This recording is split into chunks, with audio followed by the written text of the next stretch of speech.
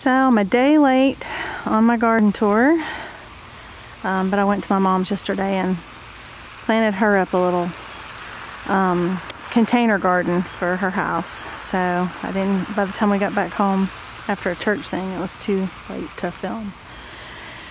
So this is, I believe this is week 4, and it's June 2nd. And starting out here with our in-ground garden, we actually have things coming up. I've got a couple watermelons that have come up. We've had a lot of corn come up. A few sunflowers. One whole row of sunflowers don't seem to be working, so I may have to replant those. My spineless crimson okra are doing really well. The burgundy okra, not as prolific as I was hoping. But the October beans are going to be the ones to win the day. They are coming up like crazy. And John's testing out his new overhead watering for the in-ground garden. And so far, no deer have ventured to our 2 fence system. So far, so good on that. So then, over here, the apple trees are still doing well. Peach trees are doing well. I think I have a fig, our first fig for the year on Louise. This is my new bed. This is my pollinator bed. These are partial shade to sun pollinator plants that I put in, and this is my new bed Johnny built me. And I had to move my elephant ears over here because they were getting too much sun on the other side of the garden. You can see they're kind of got a little burned up leaves. So I transplanted them over here. It's usually a little more shady on this side. And I read that if the leaves were burning, it was too much sun. So I'm hoping that it'll recover. And then I've got a few more. I've got another flower bucket that I'm going to plant out by my other box that's by itself by the in-ground garden for pollinators. I just hadn't got, I got a lot of zinnias and some daisies and to put out there. And along this part right here, that's my brown-eyed Susan. I got 2 of those to come up on the fence. And we haven't dug the hole yet. Hey, kitty. And that's his catnip plant, so he likes that. This bed, I planted, it's a variety of zinnias. I'm a little nervous about it because I planted it. It's got a few more days. If nothing comes up, then I have to replant it. This was a different, I can't remember the seed company I got these from, but they were not my other ones, so I really wasn't sure how it was going to go. So we'll see. And Timothy installed all my new lights over here. So that looks good. And here's my other brown-eyed Susan that needs some water. We waited to water because it said it was going to rain, and I think we got 3 sprinkles. Yeah, cat, let's walk right through my bed. And then this is my other flower bed that has some lantana and begonias and some daisies. And of course I have my dahlias on the end, and it's doing really well. I did add in some French marigolds that I picked up, and to just in case, you know, because we have started spotting some more deer after I made that last video. The deer all showed up. Isn't that funny how that works? So the other big find I got is my Pinkerbell roses. I was gonna order climbing roses and do like an arbor over the new door, and changed my mind because the door is pretty big, and I don't know, just couldn't quite decide how I wanted it. And I found these little Pinkerbell, and so they grow 5.5 feet tall on the fence and about 2 to 3 feet wide, so they will fit. Let's see if I back up. When they are planted in ground, they will totally come in by the door and really finish off that area. So I think that'll look really pretty. Then over here, John's been working on, it's not done, but a trellising system for our 2 muscadine plants, because they each need 20 feet for growing. I'm thankful we only got 2. I don't know where we would have put them. And we've actually done the second fence out here to deter doing the 2 fence method with our deer, hopefully deterring them from coming after our muscadine vines. And the second one actually can be, we can hook up electricity to it if we want it to have a shock value. So we're hoping we don't have to go that far, but we can if that's what we choose. So let's come in to the garden. And my little mortgage lifter is doing beautiful. It has grown so much. The peppers, everything's doing so good. Love that one. Is totally planted in Happy Frog. I'm telling you, that's like the best soil ever. Tomatoes are doing well. We did some fertilizing yesterday. My peppers,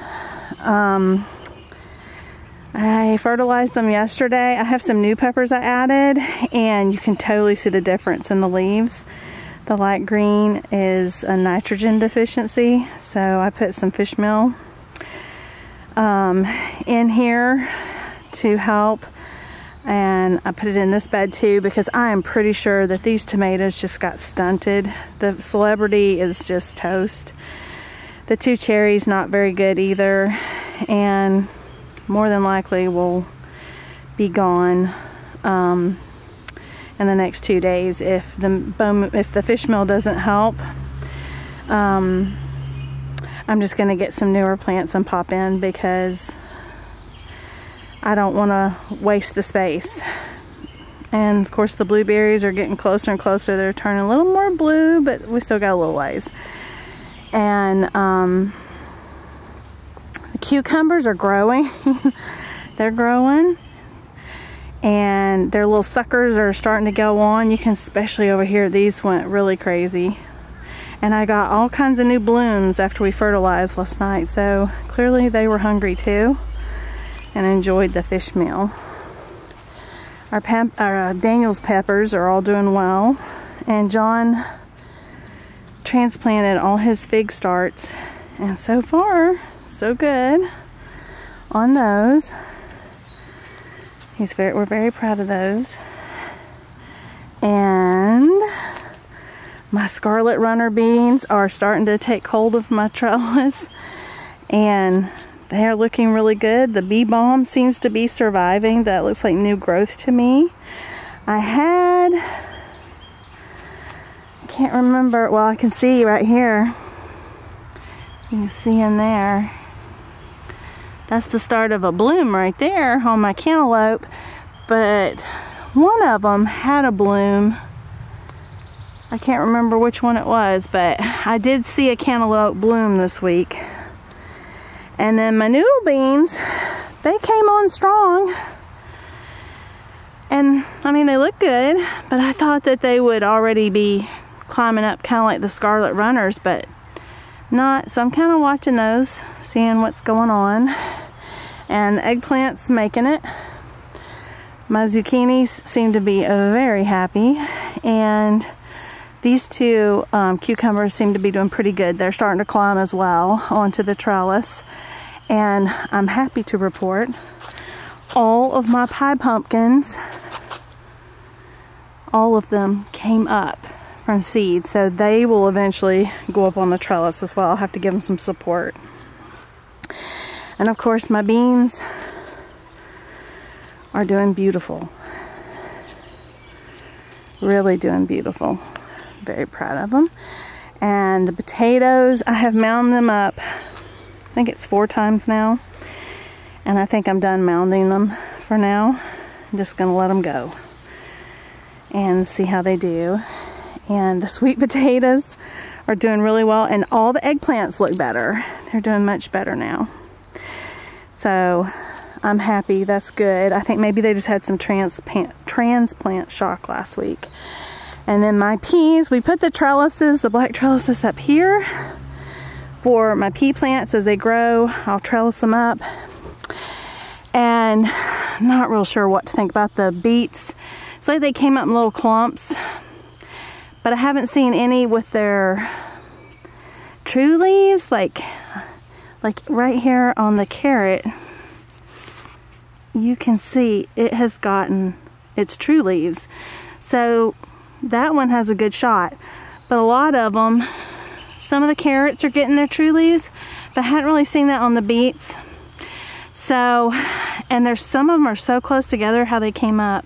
I need to thin them out and see if any of them survive. I've actually been reading about them. A lot of people just hate direct sowing beets. They say that they just don't do a very good job.